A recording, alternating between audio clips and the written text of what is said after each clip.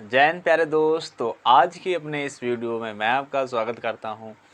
प्यारे दोस्त, आज हम लोग करने वाले हैं अपने आगे के प्रश्नों को। और आगे का प्रश्न का हमारा नंबर है एसएससी जीडी 2025 हमारा टारगेट है। और जो 20/2/2024 को पेपर हुआ था उसका थर्ड शिफ्ट आज से हम लोग स्टार्ट कर रहे हैं।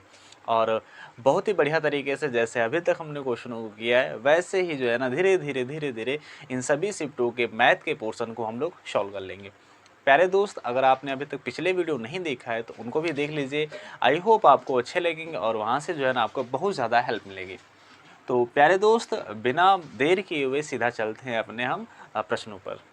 एक वस्तु का अंकित मूल्य वह मूल्य होता है जो हमारा बाजार का रेट होता है। जब दुकानदार के पास में हम कोई सामान लेते हैं तो शुरुआत में वह जो रुपया बताता है वही होता है हमारा अंकित मूल्य।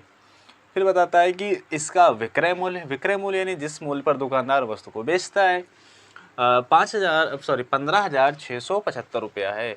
छूट का प्रतिशत कितना है? छूट का प्रतिशत कितना है तो हमको यहाँ पर बताना है। अच्छा प्यारे दोस्त, यहाँ पर अंकित मूल्य होता है MRP। तो MRP कितना दिया गया है? 2008 मतलब 28,500 दिया गया है। और वस्तु को जो है ना बेचा कितने का गया है? बेचा गया है यानी सेलिंग प्राइस यानी SP। और SP दिया गया है 15,675 रुपया। कोई चीज़ 28,500 की थी और बेची गई है 15,675 रुपये का, तो कितने की छूट दी गई? तो सिंपल सा यहाँ पर क्या करेंगे, 28,500 में 15,675 घटा देंगे। तो यहाँ पर लिखेंगे कि क्या करेंगे, 15 6 7 5, 10 में से 5 गया, 5 बच जाएगा। यहाँ पर बच जाएगा हमारा 2 बच जाएगा, यहाँ पर 14 हो जाएगा। 14 में से 6 चला गया, 8 बच गया। यहाँ से बच गया 7, 7 में चला गया 2 बच गया। यहाँ से बच गया कितना हमारा 1। यानी जो हमको छूट मिल गई, टोटल छूट मिल गई है 1,000 मतलब 12,825 रुपये की। अब 12,825 रुपये की छूट मिली है। और छूट हमेशा किस पर मिलती है? छूट हमेशा मिलती है मार्केट रेट पर, यानी जो MRP होता है। MRP था हमारे पास कितना? 28,500 रुपया। तो 28,500 रुपया हमने यहाँ पर लिख दिया। और यहाँ पर लिख दिया प्रतिशत के लिए 100, क्योंकि हमसे पूछा है कि कितना प्रतिशत छूट मिली। अगर सिंपल सा छूट पूछता तो छूट तो मिल गई हमको 12,825 रुपये की। लेकिन यहाँ पर मामला है प्रतिशत का भैया। तो बाबू भैया प्रतिशत का मामला है तो उसको कैसे करेंगे? ऐसे करेंगे। अब यहाँ से 00 से 00 कैंसिल हो गए, इसको 5 से डिवाइड करेंगे, 5 पंजे 25 हो जाएगा, 3 बच गया, 5 सते 35 हो गया। इसको डिवाइड करेंगे कितना आ जाएगा? 5 दूना आ जाएगा 10, 5 दूना 10, 2 बच गया, 5 पंजे 25, 3 बच गया, 5 छक्का 30, 2 बच गया, 5 पंजे 25। अब ये सीधा सीधा कट जाएगा हमारा किससे? ये सीधा सीधा कटेगा 45 से। तो सिंपल सा हमारा वैल्यू कट पिट करके जो छूट आ गई ना वो आ गई हमारी 45%। और कितने प्रतिशत की छूट दी गई है? छूट हमारे पास 45% की है बाबू भैया। और जो है ना सिंपल सा अगर पूछता कि कितनी छूट मिली तो 12,825 दे दे, ये हाथ हमको दे दे कातिया। तो इस प्रकार से जो है ना हमारा ये क्वेश्चन सॉल्व हो जाता है। तो छूट का मामला था भैया, हो गया। तो ऐसे क्वेश्चनों को सबसे बढ़िया तरीका होता है हमारा सॉल्व करने का। और ये सरलीकरण से प्रश्न है कि ऊपर वाले पोर्शन को अलग सॉल्व कर लो और नीचे वाले पोर्शन को अलग सॉल्व कर लो। फिर जो है ना जो इस तरह से दिया गया उसको सॉल्व कर लो। सबसे पहले सॉल्व करेंगे इस वाले पोर्शन को। तो सबसे पहले हमको पता है कि बॉड मास के अकॉर्डिंग सबसे पहले ब्रैकेट को सॉल्व करते हैं। तो यहाँ पर लिखा है हमारा कितना? 16 गुणे। अब जब इसको सॉल्व करेंगे 9 4 हो जाएगा हमारा 13 हो जाएगा। फिर माइनस का साइन लगा, यहाँ पर गुणा का लगा, तो माइनस का साइन सिंपल हो जाएगा। और 13 गुणे 14 हो जाएगा, यहाँ से हो जाएगा 13 गुणे 14 हो जाएगा। सिंपल से ऊपर का हो गया। अब नीचे वाला सॉल्व करेंगे तो लिखा है 50 माइनस का, ब्रैकेट वाली चीज़ों को सॉल्व करेंगे तो 12 12 हो जाता है हमारा 24। तो आ जाएगा हमारा कुछ ये। अब देखो यहाँ से 13, यहाँ से 13, 13 ऊपर से कॉमन मिल जाएगा ना, तो ऊपर से ले लेंगे 13 कॉमन। और यहाँ पर बच गया हमारे पास 16 और कितना बच गया? माइनस का 14 बच गया। और नीचे कितना है? यहाँ से चला जाएगा 50 में से 24 चला जाएगा, नीचे बच जाएगा 26 हमारा। 13 एकम 13, 13 दूना हो जाएगा 26। और ऊपर कितना बच गया हमारा? 16 में से 14 चला गया, कितना बच गया? 16 में से 14 चला गया, ऊपर बच गया 2, नीचे बच गया 2, 2 से 2 कैंसिल हो गया, बच गया हमारा 1। और देखो पहले ये हमारा जो है ना बिल्कुल इजी वे में क्वेश्चन अपना सॉल्व हो गया। अच्छा, मान लो अगर आपको जो है ना यहाँ से अगर 13 कॉमन ना लेते हैं हम लोग, तो क्या करना पड़ता है हमको, 16 की मल्टीप्लाई हम 13 से कर दें, 13 की मल्टीप्लाई हम लोग 14 से करते, मल्टीप्लाई करके फिर घटाते, तो हमारा कितना टाइम वेस्ट हो जाता। और आप कंपटीशन में हैं तो सबसे बड़ा खेल होता है टाइम मैनेजमेंट का। तो क्या करेंगे पहले दोस्त, आप यहाँ से देखो, हमने 13 देखा यहाँ पर, 13 देखा यहाँ पर, तो 13 हमने कॉमन ले लिया, 16 में से 14 चला गया, बच गया हमारा 2, और नीचे भी जो है ना हमारा 50 में से जो क्या 26 बच गया, 13 कम 13, 13 दूना 26, यहाँ से काट दिया, और ऊपर 2 नीचे 2, तो 2 से 2 कट गया, आ गया आंसर हमारा 1। और सिंपल सा इस प्रकार से ये भी हमारा क्वेश्चन हो जाता है। हमको टाइम भी कम लेना है अपने प्रश्नों में। तो अगले प्रश्न को सॉल्व करते हैं। एक और हमारा टाइम एंड वर्क से जो है ना प्रश्न दिया गया है, और बड़ा ही इजी क्वेश्चन है। लैंग्वेज हमारी लंबी होती है क्वेश्चनों के, और सॉल्व करते हैं तो बड़े ही इजी होते हैं। तो सॉल्व करेंगे, इसको देखेंगे। दिया गया, यदि 18 आदमी एक कार्य को 13 दिन में पूरा कर सकते हैं। कोई कार्य, हमको कार्य नहीं दिया गया है, तो कोई भी कार्य हो सकता है, घर बना रहे हैं, मकान बना रहे हैं, क्रिकेट खेल रहे हैं, ये भी एक कार्य हो गया। तो 13 दिन में कार्य को पूरा कर सकते हैं, तो 54 आदमी उस कार्य को कितने दिन में पूरा करेंगे, ये हमको बताना है। तो करेंगे क्या हम लोग यहाँ पर, सिंपल सा 18 आदमी है ना, ये टाइम एंड वर्क से होता है। कौन से फार्मूले से होगा, M1 D1 और H1 से होगा। तो हमारे पास आदमी दिए गए और दिन दिए गए, तो सिर्फ 2 ही चीज़ लिखेंगे, क्योंकि जितनी चीज़ें हमको दी गई होती हैं उतनी ही चीज़ों को हम भी लिखते हैं। और यहाँ पर दिया गया हमारा, क्या दिया गया है, M2 और D2। अब हमको बताना है, और देखो यहाँ पर बताया गया कि कार्य वही है ना, क्योंकि जैसे मान लो कि 5 आदमी एक मकान को कितने दिन में बनाते हैं, 18 आदमी एक मकान को 13 दिन में बना देते हैं। तो जो 54 आदमी होंगे ना, तो वो एक ही मकान को तो बना रहे हैं ना, तो टाइम यानी जो हमारा कार्य हो रहा है यहाँ पर बराबर बराबर हो रहा है। जब कार्य बराबर हो रहा है तो उसको लिखने की आवश्यकता नहीं है हमको। तो M1 कितने दिया गया है, ये हमारा M1 दिया गया है, ये क्या दिया गया है, D1 दिया गया है, ये हमारा M2 दिया गया, और कितने दिन तक कार्य करेगा यानी D2 हमको पता लगाना है। M1 का मान दिया गया यहाँ से 18 गुणे D1 का मान दिया गया है 13 बराबर है M2 का मान दिया गया है यहाँ से 54, और गुणे यहाँ से D2। तो D2 का मान निकालेंगे, क्या हो जाएगा, 18 एकम 18, 18 तियाँ 54, इधर जो है ना 13, और ये उधर जो है ना गुणे में ही नीचे आएगा, बटे में आ जाएगा, तो आ जाएगा D2 मतलब 13/2 दिन, 13/2 दिन में 54 आदमी उस कार्य को कर लेंगे। तो एक और मतलब इजी सा क्वेश्चन था हमारे सामने, और हम लोगों ने सॉल्व कर लिया। चलते हैं अपने अगले प्रश्न पर। तो बताया गया कि यदि एक निश्चित धनराशि साधारण ब्याज की दर से 8 वर्ष 6 माह में स्वयं की 3 गुनी हो जाती है, तो वार्षिक ब्याज की दर क्या होगी। वार्षिक ब्याज की दर क्या होगी हमको बताना है। तो सिंपल सा इस क्वेश्चन को करने का सबसे बेस्ट जो तरीका तो वो बताता हूँ मैं आपको। अच्छा, यहाँ पर देखो दिया गया हमको समय दिया गया 8 वर्ष 6 माह। 8 वर्ष 6 माह का मतलब है 8.5 वर्ष, और बता रहा है कि स्वयं की 3 गुनी हो जाती है। तो स्वयं की 3 गुनी होने का मतलब क्या है, माना कि हम जो है ना साधारण मतलब जो धनराशि थी 1 थी और 3 गुनी हो गई, तो 3 गुनी का मतलब 1 से हो गई 3। कोई धनराशि 1 थी, 8 वर्ष 6 माह में 3 गुनी हो गई, तो हमको ब्याज कितना मिला, ब्याज मिला हमको 2 रुपया। तो मान लो अगर 2 रुपये का ब्याज हमको मिला है, ये था हमारा मूलधन, ये क्या था हमारा मूलधन, ये क्या है हमारा मिश्र धन, और ये है क्या हमारा मतलब ब्याज मिला, क्या मिला है ब्याज। तो हम लोगों ने पढ़ा था फार्मूला, कौन सा पढ़ा था कि साधारण ब्याज बराबर मूलधन गुणे दर गुणे समय, मूलधन गुणे दर गुणे समय बटे 100। तो क्या करिए, साधारण ब्याज हमको दिया गया है 2 रुपया, और मूलधन कितना दिया गया हमको 1 रुपया, गुणे में दर हमको पता लगानी है, समय दिया गया है 8 वर्ष 6 माह। तो 8 वर्ष 6 महीने को हम लोग क्या ले सकते हैं, 8.5 साल, वार्षिक ही बना लिया हमने, ठीक है। और फिर बटे में हमारा कितना हो जाएगा, बटे में हो जाएगा कितना 100। अब सिंपल से क्या करेंगे, पॉइंट हटाया, यहाँ से आ गया 0। जब 1000 की गुणा 2 से करेंगे तो आ जाएगा हमारा कितना 2000 आ गया, और क्या आ जाएगा गुणे में चला जाएगा ये हमारा 85, क्या चला जाएगा 85, और बराबर में आ जाएगा हमारा डी सॉरी, या फिर उसको जो है ना हम लोग आर लिख लेते हैं, आर यानी रेट हो जाएगी हमारी, क्या हो जाएगा रेट। अब जब इसको सॉल्व करेंगे, इसको काटेंगे 5 से, इससे कट जाएगा 17 बार, ये कट जाएगा हमारा 400, ऊपर आएगा 400, नीचे आएगा 17। जब इसको काटेंगे हम लोग कितने से, 17 से, तो आ जाएगा हमारा आंसर 23.52। क्या आ जाएगा आंसर हमारा, 23.52। यहाँ पे लिख देते हैं आपको 23.52। तो ये ऑप्शंस मतलब जो जहाँ पर भी दिया गया वही ऑप्शंस हमारा बिल्कुल सही हो जाता है। एक बार फिर से रिपीट करता हूँ क्वेश्चंस को कि हमको मूलधन यहाँ पर बताया गया था कि कोई धनराशि मतलब 8 वर्ष 6 माह में स्वयं की 3 गुनी हो जाती है। स्वयं की 3 गुनी होने का मतलब यानी 1 रुपया था और 3 रुपया हो गया। तो 1 रुपये से अगर 3 रुपया हो गया हमारा, तो हमको ब्याज कितना मिला, ब्याज मिला हमको 2 रुपया, 2 रुपये हमको ब्याज मिला। अब 2 रुपये का ब्याज मिला है ना हमको, हमारे पास मूलधन भी है, ब्याज भी है और समय भी है, तो हम दर तो निकाल देंगे ना। हमने फार्मूला पढ़ा है कि साधारण ब्याज बराबर होता है मूलधन गुणे दर गुणे समय और बटे में 100। साधारण ब्याज हमको 2 मिला तो 2 लिख दिया हमने।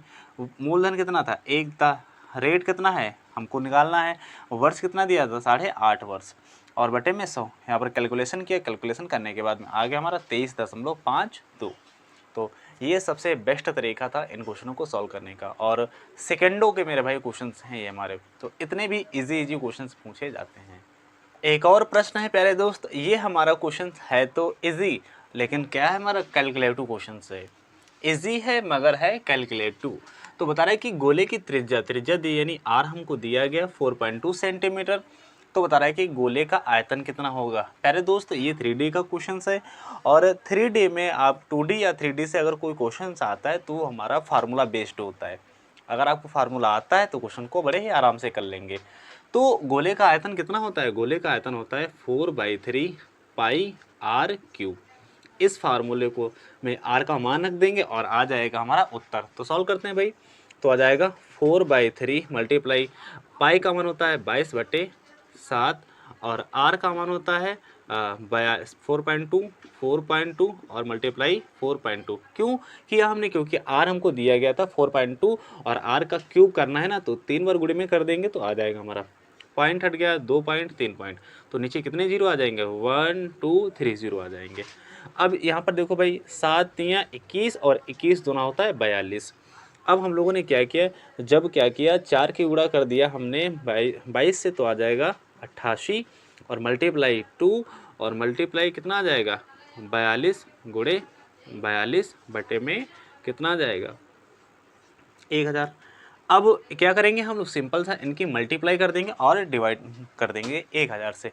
प्यारे दोस्त इन क्वेश्चनों में आपको क्या करना होता है कि सबसे पहले जो है ना, अगर यहाँ पर नीचे 3 जीरो हैं तो आप भाग ना करिए, भाग करने से बचिए। क्या करना है आपको, सबसे पहले ऊपर वाली संख्याओं की आपस में गुणा कर लेनी है, फिर नीचे से 1 2 3 अंक के बाद में आपको दशमलव लगा देना है। तो जब भी मल्टीप्लाई करेंगे इसका, तो मल्टीप्लाई करेंगे 8 दूना 16, 8 दूना 16 और 1 17 आ जाएगा। जब इसकी मल्टीप्लाई करेंगे हमारा यानी 42 का स्क्वायर निकालेंगे तो 2 दूना होता है 4, हमारा 4 चौक होता है 16 और गुणे में 4 दूना 8 और दूना 16 हो जाएगा, यानी 4 6 7 1। जब 42 और 42 की गुणा किया हमारे सामने आ गया 164 और बटे में कितना आ जाएगा हमारा 1000।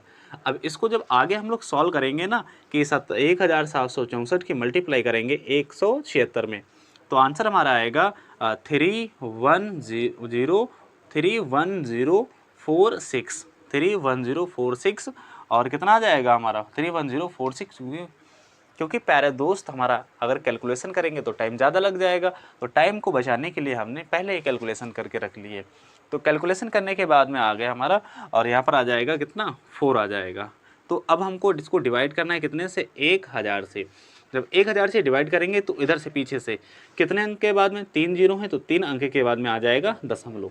तो सिंपल सा फाइनली हमारा आंसर आ गया 310.464 जो भी हमारा ऑप्शंस में मिल जाता है, और यही हो जाता है हमारे इस प्रश्न का अच्छा सा आंसर। तो आई होप आपको ये भी प्रश्न अच्छा लगा होगा। फार्मूला बेस्ड पर होता है, थोड़ा सा कैलकुलेशन था इसमें, बाकी आसान क्वेश्चन था। चलते हैं अगले प्रश्न पर। प्यारे दोस्त हम लोग सभी प्रकार के क्वेश्चनों को कर रहे हैं, और उसी श्रेणी में एक ये क्वेश्चन दिया गया, इस क्वेश्चन को हम लोग बाई ऑप्शन करेंगे। और प्यारे दोस्त हमारा सेकेंडो का क्वेश्चन है ये। क्या दिया गया क्वेश्चन, किसी संख्या में से 25 घटा दिया जाए तो वह संख्या स्वयं की 50% हो जाती है। खुद बताओ, अगर कोई संख्या है उसका उसमें से 25 घटा दिया जाए तो वह स्वयं का 50% हो जाती है। 50% का मतलब क्या होता है, कोई संख्या है तो 50% का मतलब होता है कि वह आधी होती है। क्या होती है, आधी होती है। मान लो अगर संख्या 100 है तो 100 का 50% क्या होता है, 50 होता है। 50 होता है यानी वह संख्या आधी आधी हो जाएगी।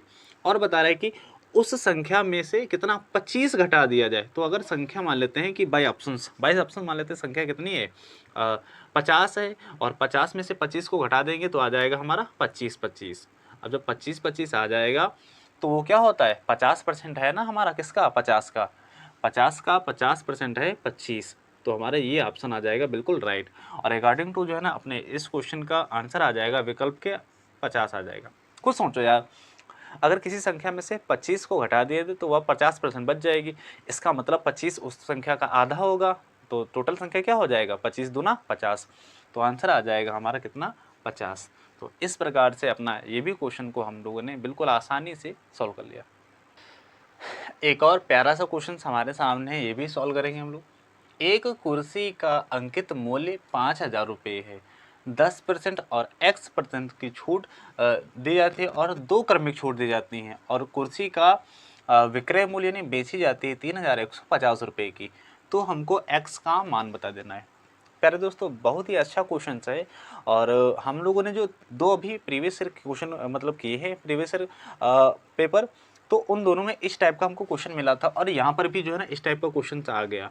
और यहाँ पर वैल्यूज जो है ना वो चेंज है हमारी।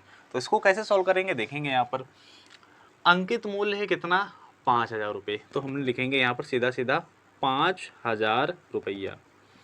अगर 5,000 रुपया है और उस पर पहले 10% की छूट दी गई है, तो वस्तु पर कितनी छूट दी गई है, 10% की। अगर 10% की छूट दी गई तो वस्तु को 90% पर बेचा गया होगा ना। तो वस्तु को बेचा गया था 90% पर बेचा गया था। अब 5,000 का 90% हम लोग निकालेंगे तो 5,000 का 90% हो जाएगा कितना, 45 यानी 4,500। कितना हो जाएगा, 4,500 हो जाएगा। अब जब पहली छूट हमने दे दी, और पहली छूट कितनी की हो गई हमारी, 4,500 की हो गई, तो नहीं 500 की छूट मिल गई हमारा, 500 की छूट मिल गई ना पहली छूट के बाद में, ये हो गया। अब वो बता रहा है इस पर जो है ना कितने परसेंट की छूट दी गई, और वो कितने परसेंट की छूट है, X% की छूट है। और तब वस्तु को बेचा कितने का गया, बेचा गया है 3,150। अब यहाँ पर कितनी छूट दी गई, तो यहाँ पर दी गई कितनी की छूट हमारी, तो यहाँ से कर लेंगे। यहाँ से आ जाएगा कितना, 850 रुपये की छूट दी गई। तो देखो 10 में से 0 गया, 0 आ गया। 10 में से 5 गया, 5 आ गया। यहाँ से कितना आ गया, 4 में से 1 गया, कितना बच गया हमारे पास, 3 बच गया। यहाँ से कितना बच जाएगा हमारा, सिंपल सा 4 में से पूरा जो है ना 1 बच गया, यानी 1,350 रुपये का कितना आ जाएगा, 1,350 रुपये का हमारा छूट मिल गई हमको। और 1,350 रुपये की हमको छूट मिली है ना, तो अगली लाइन से लिखेंगे कि 1,350 रुपये की छूट मिली हमको, और छूट किस पर मिली है, 4,500 रुपया पर। और प्रतिशत के लिए हम लोग लिखेंगे 100%। 2 जीरो से 2 जीरो कैंसिल हो गए, 5 से काटेंगे, 5 9 या 45, इसको काटेंगे 5 से तो 5 दूना 10 हो जाएगा, 5 सत्ते 35 हो जाएगा। 9 से काटेंगे तो 9 तियाँ होता है 27। तो आ गया आंसर हमारा कितना, 30%। तो पहली छूट हमारी 10% की थी, और दूसरी छूट x, और x का मान कितना आ गया हमारा, 30%, यानी दूसरी छूट हमको दी गई थी 30%। तो इजी क्वेश्चंस हमारे हैं, बहुत ज़्यादा हार्ड क्वेश्चन नहीं पूछे जाते हैं, और जो क्वेश्चन पूछे गए थे आपके सामने वही क्वेश्चन आपको सॉल्व करा रहा हूँ मैं। तो इस वीडियो में इतना ही। दोस्त, एक और प्रश्न हमारे सामने सरलीकरण से है, और बड़ा ही सरल क्वेश्चन है। कैसे सॉल्व करते हैं तो पता है आपको। इसको सॉल्व करेंगे हम लोग बॉड मास के according. BODMAS, B four होता है ब्रैकेट, तो ब्रैकेट हमारा दिन है, O for of, D four होता है डिवाइड। तो सबसे पहले भाग करते हैं हम लोग। तो इस क्वेश्चन में दिया गया है 41 भाग 84 मतलब 14। तो क्या करेंगे, सबसे पहले 880 प्लस का हो जाएगा 41, और भाग चला गया 14, और मल्टीप्लाई में हमारा 84, और माइनस का 26। 14 छंग होता है 84, और 41 की गुणा 6 से करेंगे, 6 कम 6 6 चौक 24 हो जाएगा। माइनस का करना है 26, और प्लस का करना है 880। घटाएंगे तो कितना आ जाएगा हमारा, यहाँ से घटाएंगे तो 6 में से 6 गया 0, यहाँ से बच गया 2, यहाँ से बच गया 2, प्लस का बच गया 8, 8 0। जब जोड़ेंगे तो आ जाएगा हमारा कितना 0, 8 2 10 का 0, 8 2 10 और 1 11। तो सिंपल सा हमारा आंसर आ गया 1100 रुपया। तो 1100 हमारा इस क्वेश्चन का आंसर आ गया। प्यारे दोस्तों, आगे अगर क्वेश्चनों को सॉल्व करेंगे तो वीडियो हमारी लंबी हो जाएगी, तो अपने इन क्वेश्चनों को हम लोग यहीं पर स्टॉप करते हैं और आगे के क्वेश्चनों को अपनी नेक्स्ट वीडियो में करेंगे। अगर वीडियो अच्छी लगी तो वीडियो को लाइक करिए, अगर चैनल पर पहली बार तो चैनल को सब्सक्राइब करिए। और क्या हो सकता है हमारी क्लास के लिए आप कुछ सुझाव देना चाहते हैं तो कमेंट बॉक्स में ज़रूर दें। तो मिलते हैं नेक्स्ट वीडियो में, तब तक के लिए बाय बाय, जय हिंद।